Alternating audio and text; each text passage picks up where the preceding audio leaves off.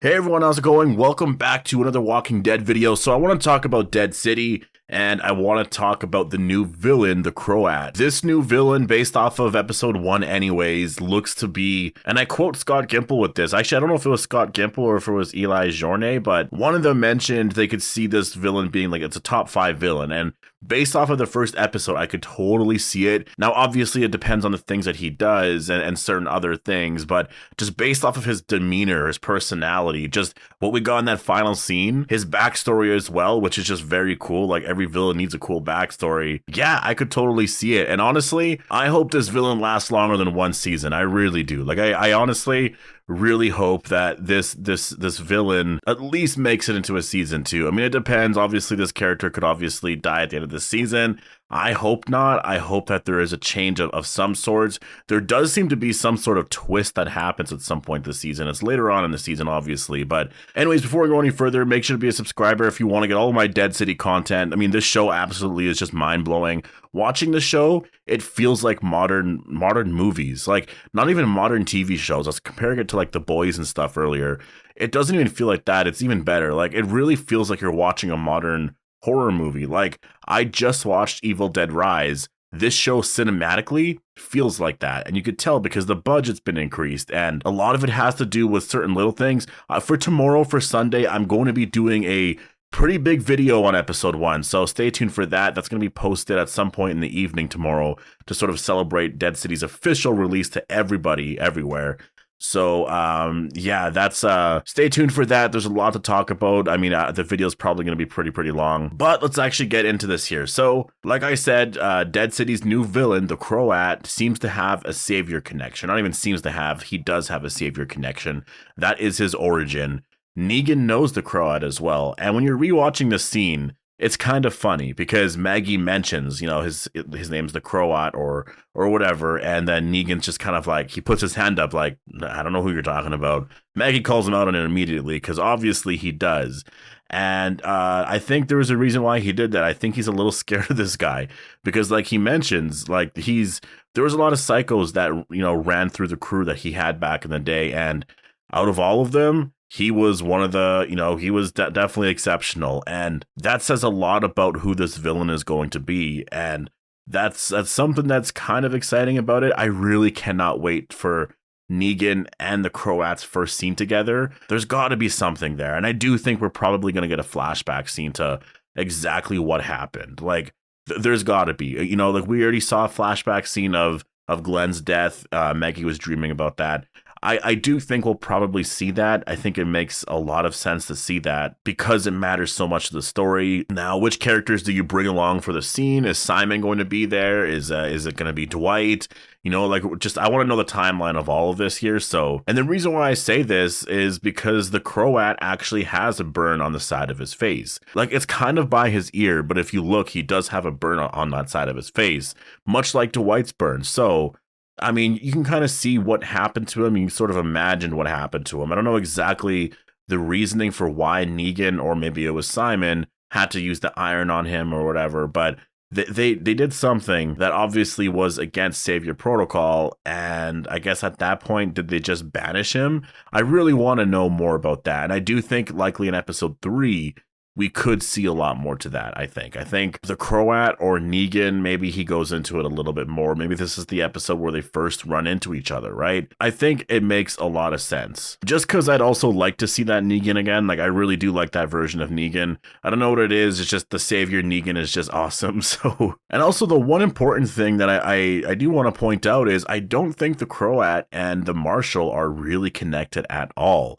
New Babylon as a community, I don't think is set anywhere near Manhattan or New York City. It's, you know, I think New York, Manhattan, I think it's an entirely different beast. I think there's an entirely new threat here. New Babylon is a place where it seems like they really are trying to establish law and order. And that's one of those things I'll talk about in my review tomorrow. It really seems like the Marshal is trying to establish some sort of law and order. And I don't know if he's failing at it. I don't know if maybe he just needs more help out there. I want to know the scale of this New Babylon place because it does seem like it's affecting everyone, and there are some laws that people need to abide by. And it's funny because the world has been for so many years like a place where you don't really need to abide by any laws, and all of a sudden now you have to. Like, the reason why Negan is wanted is because he killed a magistrate and he killed a couple of other people or something, which before all of this literally would have meant nothing, but on this show now it actually does mean something. Like, he's wanted for murder, which is like hilarious, right? On The Walking Dead. I think it's overall cool that the Savior arc is still affecting Maggie, because when you go look at that scene with Maggie talking to Negan and explaining the Croat and just what he did with the or whatever the whistle is. It was something like that. I apologize if that was too loud with the speakers. I'll try like lower it, I guess, in post. But yeah, the whistling was just so like, I got goosebumps during that. I haven't heard that in a long time. And when you just think of the beginning scene there of Rick and everyone else's arrival to Negan's camp, it was creepy. The whole thing was just creepy, and the fact that the Croat still uses that as a tactic when he's going after people. And there's actually a lot more to it too, because in the scene, the Croat is, I believe he takes stuff from Maggie, and then he said he'd be back a month later. So he's almost doing things like the Saviors used to, basically. Like he almost left and then started his own version of the Saviors. And so I wonder if the Croat is not necessarily trying to hunt him down. Is the Croat more trying to get Negan to join his side, right?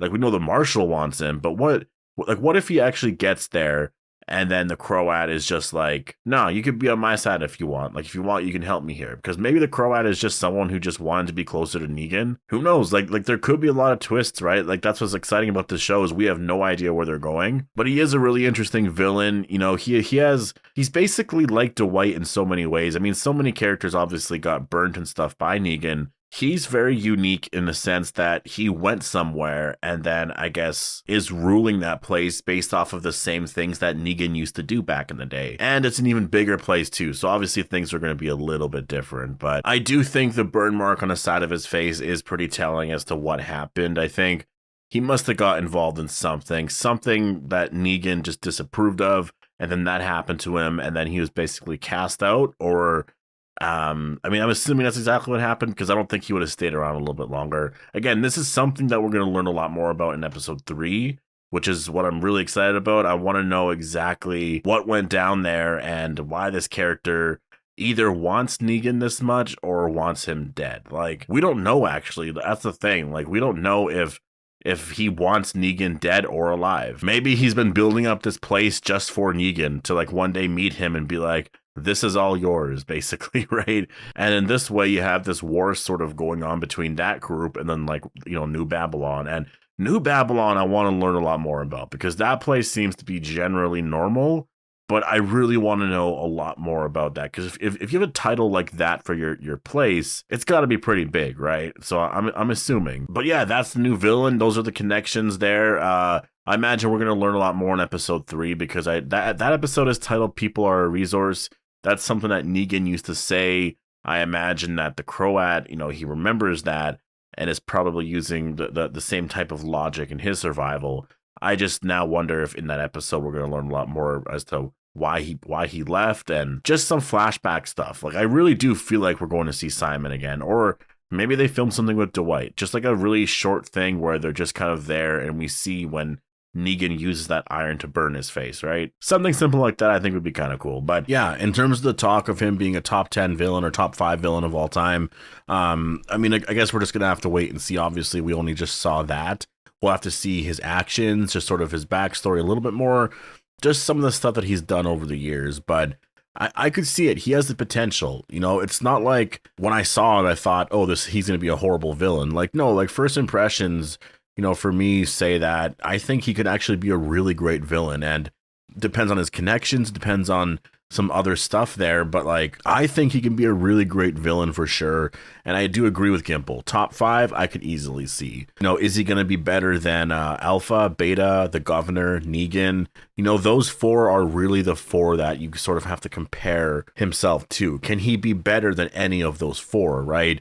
And it's gonna be hard. Like, some people do really like certain scenes with those 4 characters, but we'll have to wait and see. Like, who knows what happens in this series, but definitely I would put him maybe 5th place after all of that, but we'll have to wait and see. But I can definitely see the top 5 argument. But anyways, I'm gonna leave it here. Definitely post all your thoughts down below, and I'll see you guys in the next one.